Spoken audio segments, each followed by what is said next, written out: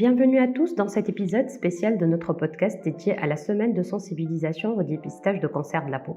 Aujourd'hui, nous avons le privilège d'accueillir une experte renommée dans le domaine, Dr Olfa Jaïden, professeure agrégée en chirurgie carcinologique à la faculté de médecine de Tunis et maître de conférences agrégée en chirurgie carcinologique à l'Institut Salah Zaïd. Avec son expertise et son expérience, Dr Jaïden nous guidera à travers des enjeux cruciaux du dépistage précoce de cancer de la peau ainsi que des conseils pratiques pour une meilleure prévention et prise en charge. Restez à l'écoute pour des informations précieuses et des conseils avisés pour protéger votre santé cutanée. Bienvenue à ce podcast consacré à la prévention des cancers de la peau. Les cancers de la peau sont parmi les cancers les plus fréquents dans le monde et heureusement, ils sont aussi parmi les cancers guérissables si diagnostiqués tôt et évitables si on applique les précautions nécessaires.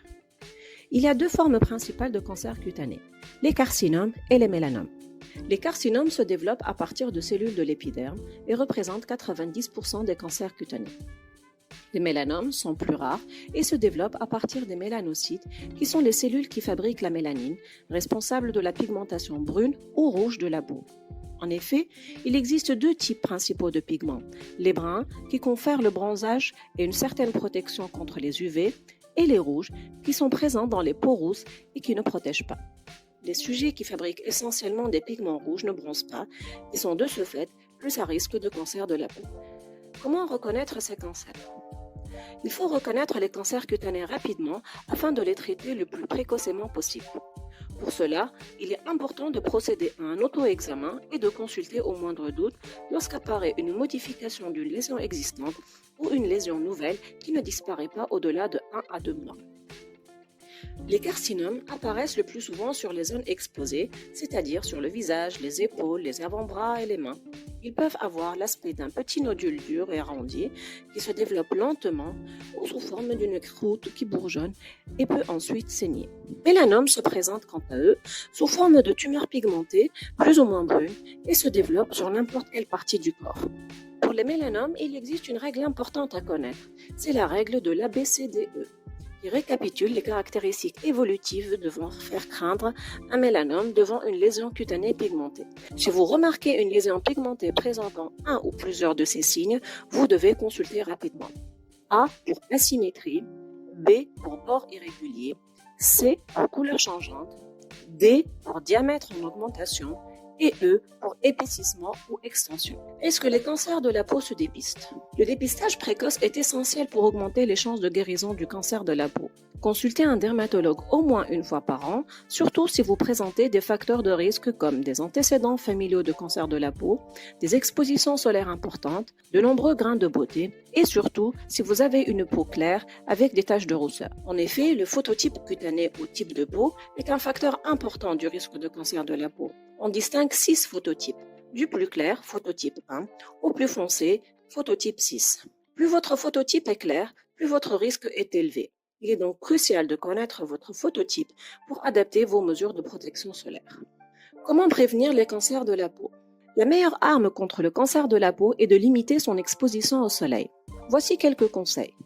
N'hésitez pas à appliquer généreusement une crème solaire à large spectre avec un SPF d'au moins 30 sur toutes les parties exposées de votre peau, 15 minutes avant de vous exposer au soleil et toutes les 2 heures, ou plus souvent si vous transpirez ou nagez.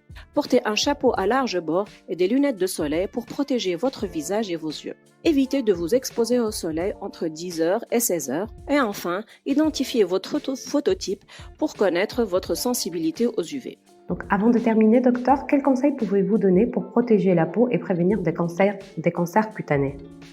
Avant de terminer ce podcast, il est essentiel de balayer certaines idées reçues. D'abord, la préparation au soleil. Il n'existe pas de préparation efficace au soleil. Les autobronzants ne servent à rien. Ils ne font que colorer la peau sans la protéger, surtout s'ils ne contiennent pas de filtre solaire. La durée d'exposition. Nous ne sommes pas tous égaux devant le soleil. La durée d'exposition raisonnable est fonction de la nature de la peau de chacun. La troisième idée reçue concerne les écrans totaux. Les écrans solaires ne sont jamais totaux. Ils laissent toujours passer une certaine quantité d'UV. Ils protègent seulement contre les coups de soleil. Pour une protection à la fois contre les UVB et les UVA, il faut un indice au moins égal à 25. Mais surtout, utiliser un écran solaire ne doit pas vous inciter à vous exposer plus longtemps. Moyens de protection. Les vêtements secs, tels que les t-shirts, les chapeaux à large bord, constituent la meilleure protection contre le soleil. À la plage, ne vous croyez pas seul totalement à l'abri sous un parasol. Celui-ci n'arrête pas les rayons réfléchis par le sable. Nuages, vent et baignade. Les nuages, le vent et les baignades ont un effet trompeur.